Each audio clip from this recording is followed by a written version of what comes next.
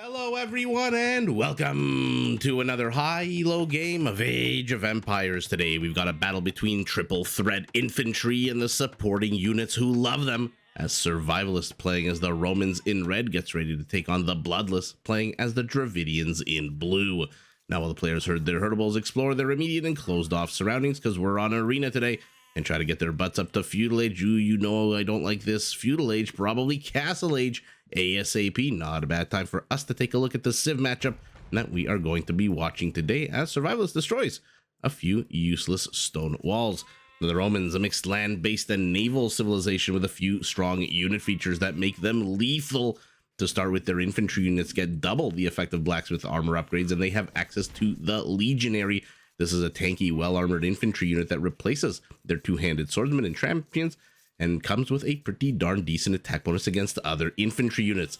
Now, to make those infantry units even deadlier, the Romans can turn to their second unique unit, the Centurion.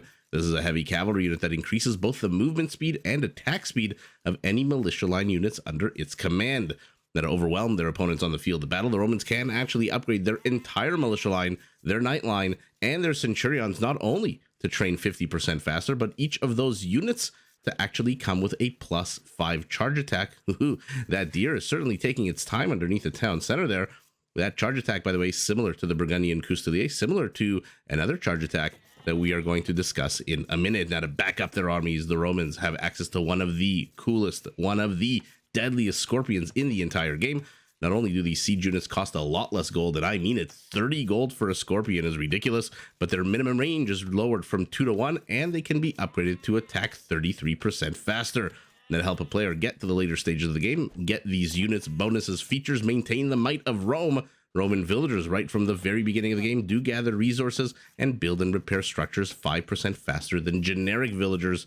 Now let's take a look at the top of the map where we've got the Bloodless playing as the Dravidians, also an infantry civilization, or at least a civ that likes to focus on its infantry. All barracks technologies are half price for the Dravidians, and all of their infantry units can actually be upgraded to ignore enemy armor, essentially turning all of their infantry units into Lithuanian Lechai, which, by the way, is fantastic news for their unique unit, the Urumi Swordsman, a medium infantry unit that gets a massive charge attack every 20 or 24 seconds. And by the way, this charge attack, unlike the Roman one, does trample damage.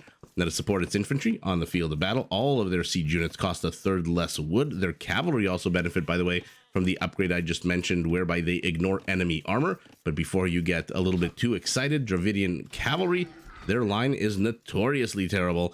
Their skirmishers, their elephant archers, attack 25% faster. And speaking of elephants, all of their elephant units can be upgraded to regenerate HP.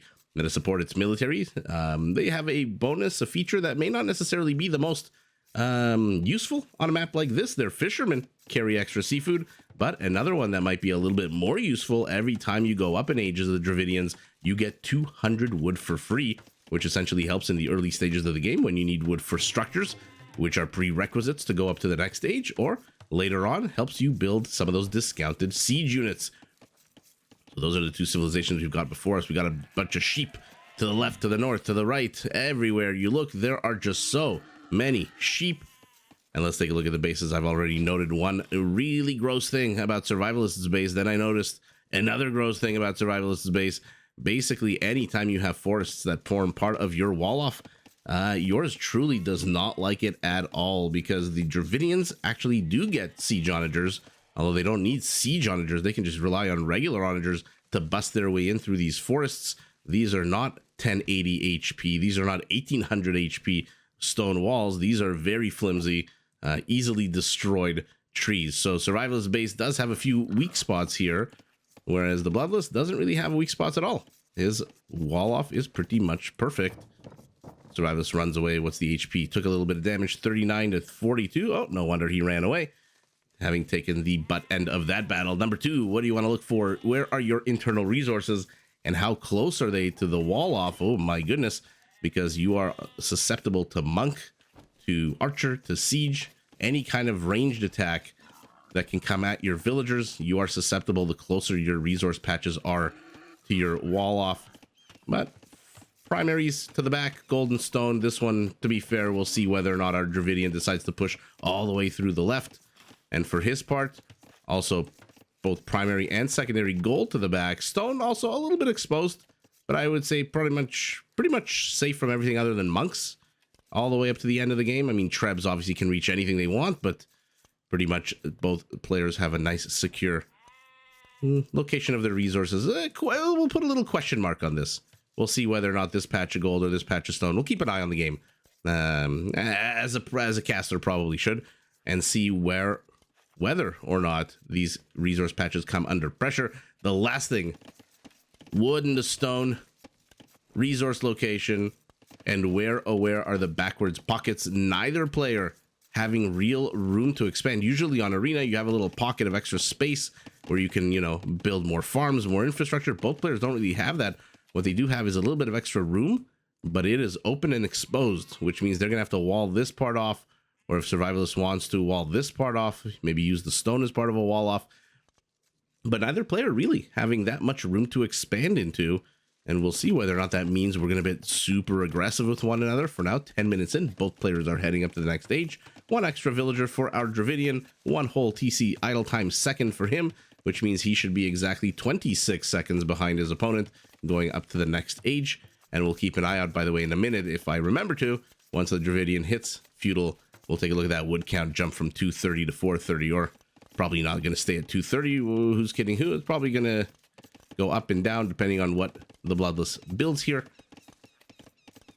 For now, we are seconds away. Will they contest relics? I mean, I always like to go through the 3 stages of Arena, where stage 1, everyone rushes to Castle Age, and Survivalist way over invested in food at the moment. So the second this Market Blacksmith combo completes, he will be able to go up to the Castle Age because he'll have the 200 gold, the 800 food. And then once they hit Castle Age, they fight over the relics. And once the relics are gathered, then stage 3 begins, where they beat the hell out of each other.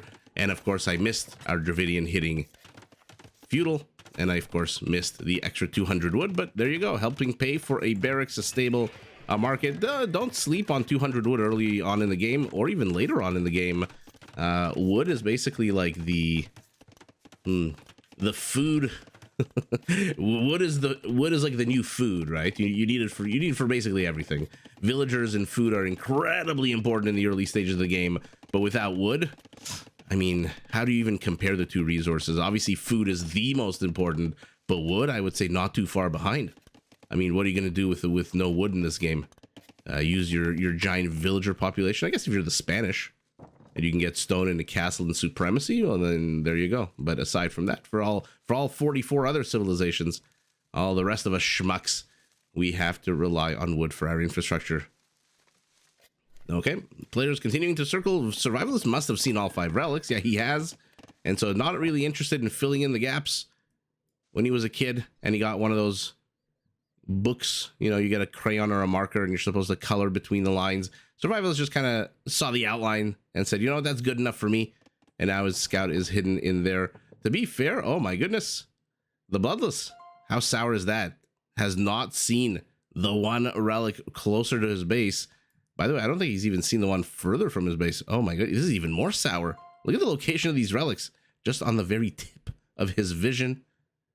And both players are heading up to the Castle Age. Survivalist, again, will hit it first, with a lot of resources in the bank as well.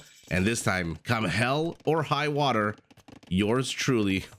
Oh, it is a Scorpion play. He's going to smash the Romans. Come hell or high water, I'm going to keep my eye on this wood count. 460. Boom, 660. Am I the only one that ever gets excited? I feel bad sometimes when I'm casting games, and I feel like I'm the only one who's really that excited about stuff like this. But to be fair, if you're watching this, if you've been watching this for a while, then you're either as excited as I am, or you enjoy the excitement, or you're, I don't know, passing out after a night of drinking and you need something to turn on and basically pass out to. 16 minutes in, husbandry for our Dravidian, who looks like he's going to contest the relics. I'm not too sure if Survivalist is going to go after relics. I mean, scorpions to protect your monks against light cavalry? Light cavalry with their plus 10 attack bonus really only need 2 love taps on a monk, especially a monk without sanctity, pardon me. So only 30 HP means 2 attacks needed to kill this monk. Survivalist going after the easy pickings first. Ooh, are we gonna have our first kill of the game here? He is not upgrading his scout to light cav, which means they will run. Actually not, because he does not have husbandry. Oh, pardon me. Why did I not see our Dravidian? Oh, I saw the light cav upgrade, and for some reason my brain thought that was husbandry, and then it derped out thinking, wait a second, no. I already mentioned they have one of the worst cavalry lines, no bloodlines, no husbandry, missing armor upgrades. Yeah, they have one of the worst cavalry lines in the game. Yeah, my brain derped out there for a second talking about people getting drunk and passing out to the stream. Well, there you go. Neither player investing in speed. One, because he doesn't want to drop 150 food. One, because even if he wanted to, couldn't drop 150 food. So that scout that Survivalist has is technically faster, 1.55 to 1.5. So he can outrun. Scorpion's moving up the left side. We'll see if our Dravidian catches wind of this. He does. Ballistic still 20 seconds away. And this is a problem. One whack, two whack. Okay, mutually assured destruction. One kill each. Okay, you need 3 whacks as a scout. Oh, good body blocking out of our Dravidian. Usually it's incredibly hard to save a monk from a faster moving unit. But Survivalist with so little HP did not want to commit. And when you don't commit, shit or get off the pot, you die in Age of Empires. It looks like, by the way, Survivalist knows. He knows there's an army here somewhere on the right side of the map. He doesn't know exactly where it is. He's moving to cut it off, thinking that the Bloodless is going to go home. But maybe the Bloodless is going to go down south, try to keep sniping monks. Who knows? Let's keep an eye on Survivalist's vision. We don't really know where the Bloodless is. Will he go south? Will he go north? Is he even moving his units at all? Your guess is as good as mine. And oh no, the monk! The monk F's around and finds out. Okay, so Survivalist now with ballistics on his Scorpions. And remember, minimum range from 2 to 1. I mean, 1 is still minimum range. But I love the spread on the Scorpions, basically ensuring this is... And that's it, no more blue army. This is basically, he's playing as if he was playing with skirmishers. You spread them out. Skirmishers against cavalry. You spread them out like a fart in a room. Every corner, saturated, stinking it up, making sure that cavalry unit can't really do too much. Down goes the onager. That's not supposed to happen. But to be fair, one onager is not supposed to take on 9 different Scorpions, firing on it from multiple angles. And there, that's what's supposed to happen. 1-on-1. Okay. So Survivalist is starting to lose Scorpions. But again, the good news for him, these cost 30 gold each. So losing them, not exactly the end of the world. Second TC, third TC going up. We saw earlier our Dravidian with that extra wood already has his TCs up and running. So he's ahead 15 villagers. Secondary wall off behind here. Will Survivalist be able to get a villager? He does get a villager. We'll be able to get 2 or 3 villagers and maybe a conversion. What will kill it first, though? We've got a woman on the inside. Oh, but she's too slow to dodge. Probably should have run straight at the mangonel. Who's kidding who? And maybe cause some collateral damage with friendly fire. But no, she tried to run away. The Matahari villager over here. So, the Bloodless is doing an amazing job so far of shooing this Roman army the hell away from his base. And let's see what he's... Speaking of that base, he's got 1 relic, Survivalist, by virtue of map control and, more importantly, map abandonment from the Bloodless, has managed to get 4 relics. Ooh, juicy targets. One of those dropping. Our Romans got redemption. Oh, that is so sour. You are paying 85% for your siege as the Dravidians. Remember, all of their siege... Oh no, pardon me. I am sorry. I recently made a short with the Slavs, and I've got Slav on the brain. No, your units are not 15% cheaper across the board. No, they are 33% cheaper wood cost. So gold is full price here for these mangonels that are dying. I guess my intro also could have been the similarity in the discount, 1 wood, 1 gold.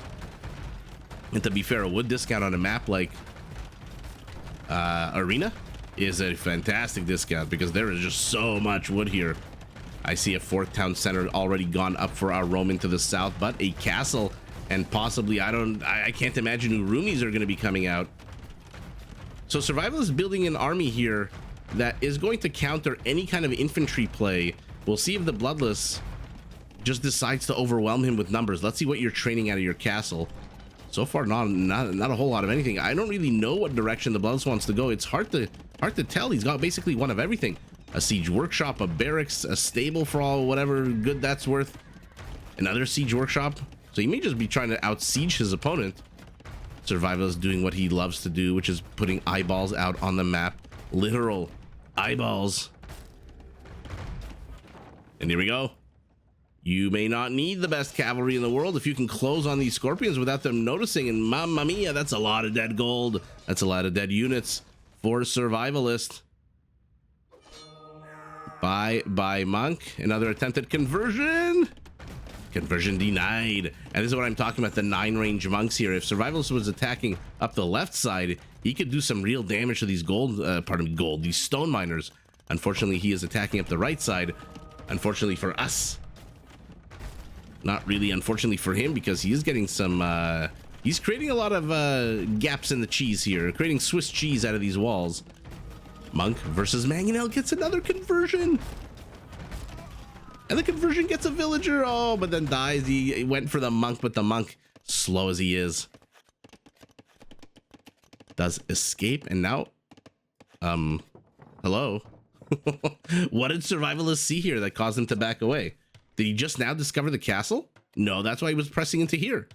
Why did he all of a sudden decide to back away and slow down the pace of his attack? Oh yeah. Oh yeah, you're gonna find out something's cooking here on the left side of the map. Monk moves forward. To be fair, the longer this game goes on, the better it is for our Roman, with that 4 relic to 1 lead. Salve, says the villager, as she discovers the castle, which will go up and then fire a bunch of arrows at her. Is he gonna get another mangonel? No, it's the monk that dies to the town center. Bye, villager. You stuck around the party too long. You did not get the hint that your host wanted you to go home. Mangonel fires, misses all 3 of the juicy targets. Might get a converted, actually. Oh my goodness, Survivalist is not learning his lesson. 3 monks, hero town center, 4 kills, pardon me, 1 villager. Oh yeah, that's right, the converted villager, I think. And the 3 monks dead. D-E-D, dead. That is a reference to Robin Hood Men in Tights. An Imperial Age. Archery range. Archery range. Interesting. Elephants. Interesting. I didn't want to say anything. I didn't want to jinx it. He doesn't, I mean, he's doesn't really have the economy for mass elephants, but the game is still early, still 30 minutes in. And to be fair, this might be a fantastic counter to scorpions. The only problem with elephants is they have war elephant armor. And when you have war elephant armor, you do take bonus damage from scorpions +6. And then once they're heavy, I believe, don't quote me on this because I'm not I'm not exactly a caster or anything. I believe if and when they become heavies, and there's no way he's not going to get heavy scorpions with 20 of them, Survivalist. I think that jumps up to +8. Man, there's so many units that have similar bonuses: +6, +8, +10. Champion +8 versus Eagles. I don't know what. Longswordsman +6. Mangonite Elite Mangonite +6. Magyar Hussar +5, +8, +6, +8. I don't even know anymore. All these numbers start mixing together. It's all just one giant data dump. And in they come. Upgrades +2 attack. Chemistry will add another notch to their arrows. To their quiver, I guess. By the way, these light cav have just kind of been circling around. They've gotten their damage done. And here we go. Survivalist is walling off this one little nook, whereas our Dravidian just choosing to plop down a bunch of obstacles, let's say. I don't think he's seen the elephants yet. Okay, there's Bracer as well, so they're going to be attack-wise fully upgraded. And then they move. Let's see Survivalist's reaction when he sees a bunch of chunky boys moving forward. And this is where that attack bonus comes in. Unfortunately for the scorpions, there's a lot of chunk on these elephants. And they do, as slow as they are and as slow as they do attack, 1.6. Actually, no, pardon me. These are Dravidian. Excusez-moi. They are 25% faster attacking. The Scorpion just attacks so much slower. 3.6. I don't think he's gotten... Has he? No, he hasn't gotten ballistas, which will roid that up by 33%. He needs that upgrade immediately. He needs that upgrade ASAP. And the Bloodless needs a lot more villagers, and the Bloodless needs a lot more resources, because if you're going to invest in elephant archers, and to be fair, 11 is not really that big of an investment. Who's kidding who? You're going to need a lot of food. You're going to need a lot of gold. Another castle for our Dravidian. I really thought there was going to be an attempted Urumi push to break through. I thought he was going to spread a whole battlefield's worth of Urumis to the left, to the north, to the right, and just try to surround. So, like, basically what Survivalist is doing with his Scorpions. This is not good. This is not good. Although, to be fair, he's not facing melee units. Melee units will run into this, and when you've divided your army into group 1, 2, and 3, these guys will not be supported by these guys. These guys will not be supported by these guys. So we'll see which direction our Dravidian decides to attack. If he attacks through the center, then these two pincers on the right and the left will collapse.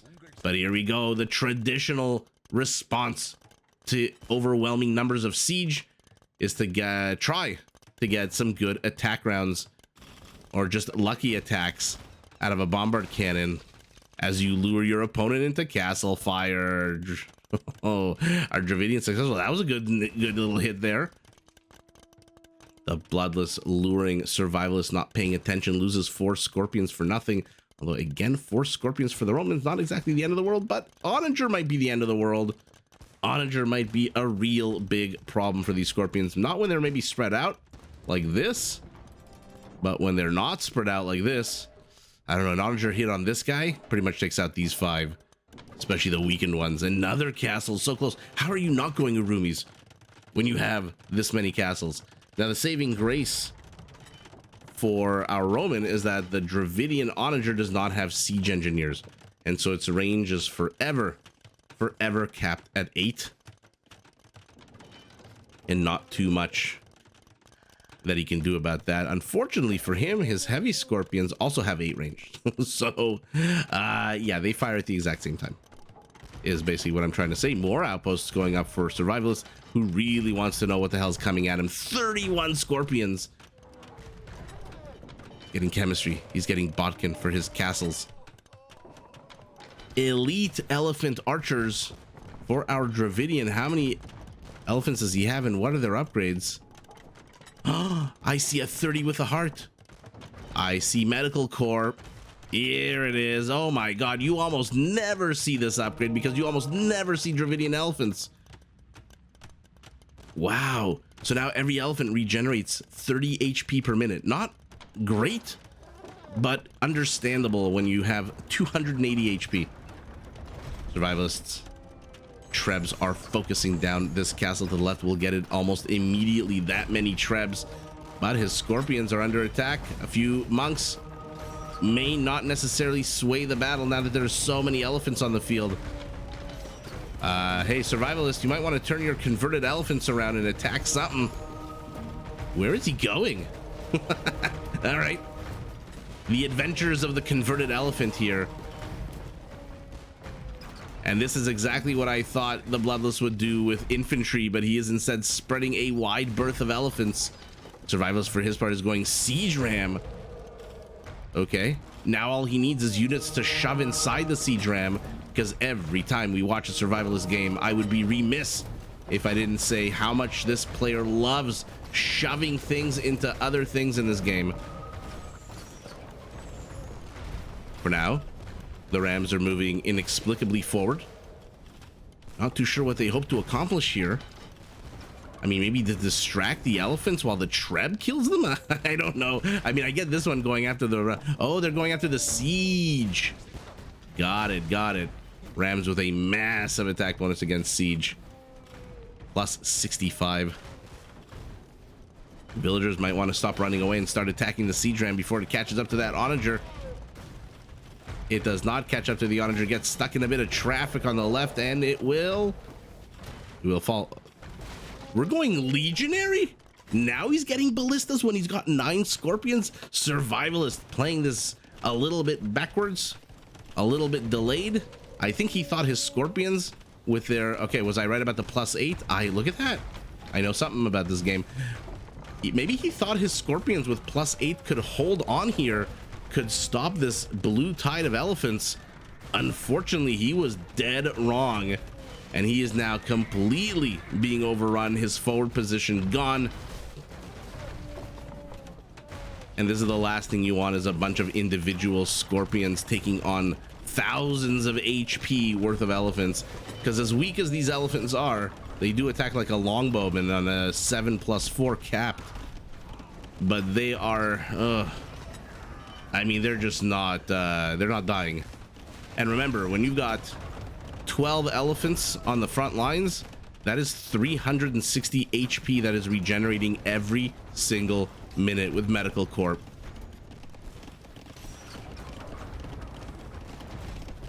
Okay, Survivalist pulls his villagers to the right. We'll see where they're going as they get slowly picked off.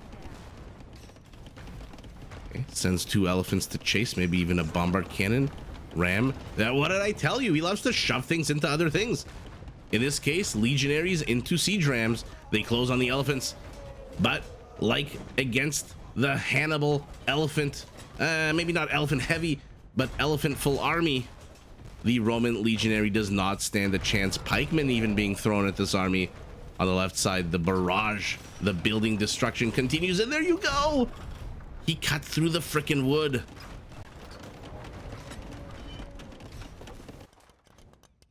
What is going on over here? Bunch of villagers just hanging out.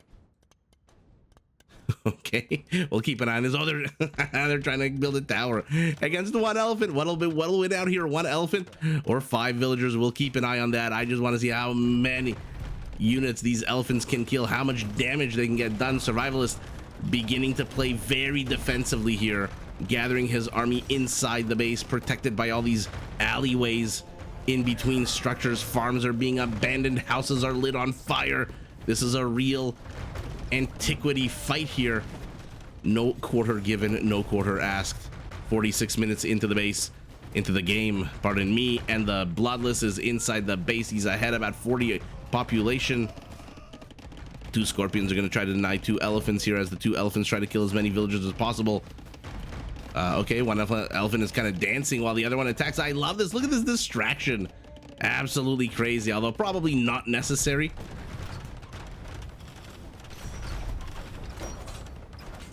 The ram, 1 love tap, 2 love taps. Well, that was a bit of a throw by the Bloodless. He's also going to lose a castle. Villagers are running away. It's not like they've got 690 stone to help repair this. Oh my god, the 1 elephant won against all of those villagers. My, what a fun game. You never know with elephant archers. They're just so weak, but they're so tanky.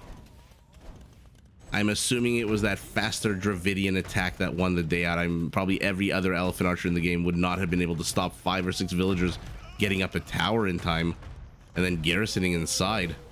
Or maybe the Dravidian villagers helped out there as well. And now Survivalist is basically throwing individual units into the meat grinder. Not exactly sure that's the way he wants to play this, but what choice does he have? He's got 1 final castle to the left, 1 TC to the right, TC to the back. He can try to garrison units inside, but more villagers are dying. The elephant tide is not slowing. 40 elephants is 1200 HP per minute being regenerated, which means you need to do more than 1200 HP's worth of damage to be winning this battle. And I'm not too sure Survivalist has the units here to do that, especially not infantry units that can't catch up. Although, to be fair, the Scorpions, while the infantry runs in and dies, the Scorpions are, you know, attacking. Lost control of the relics, unfortunately.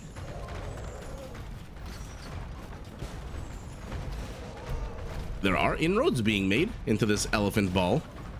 Unfortunately, the bombard cannons come in, probably using 5 or 6 to kill 1 Scorpion. Not the most efficient. Legionaries, halberdiers. In the midst of all this, Survivors decided to spend the gold on the halberdier upgrade. He is now gold broke. 3 villagers on gold, and to be fair, the elephants are falling, but I don't know how long Survivalist's army can last here. Yeah, look at the HP on these scorpions. He's not even repairing the scorpions. This is not looking good for our Roman, who continues to lose infantry units. Although, to be completely accurate, he did lose a bunch of legionaries for 4 bombard cannons. That is pretty damn good. He sold wood for gold. He sold 1,000 wood for gold. He's selling food for gold. And now he's getting bloodlines, husbandry, and light cavalry. Last ditch effort as he builds even more barracks. How many stables does our Roman have? I can't even see a single stable. Where are you, Mr. Stable? Where the hell is the stable? There they are in the back. Okay, it's a Kinder Surprise. It is a big old surprise for our Dravidian that he is about to get hit by 9 light cavalry units with, to be fair, fully upgraded attack wise with blast furnace. Halberdiers do massive bonus. I think 60, right? Cavalry 32, elephant 28, 60 damage. The problem is he's sending them in one at a time. And now the Bloodless knows that he's got some kind of military industrial complex to the left because he saw the light cav as he himself begins. Okay, what is he gonna do? Oh my, he's gonna try to contest light cav versus light cav. That's hilarious. But wow, the elephant steamroll. First of all, Survival is doing a good amount of pressure early on. I thought he was gonna be busting in through the north here and jeopardizing this Dravidian base with the monks and the siege, shoving in 20, 30, what do you have, 30 scorpions? But then he kind of backed away. And when he backed away, that power vacuum invited the chunkiest of the chunkies, the holiest of the holies, the elite elephant archer with the regenerating HP. And wow, did the elephants deliver in this game. At the end of the day, 48 elephants, 75 kills. So not exactly 2 kills per elephant, but don't really expect that high of a kill count for a unit that has such a overall weak attack.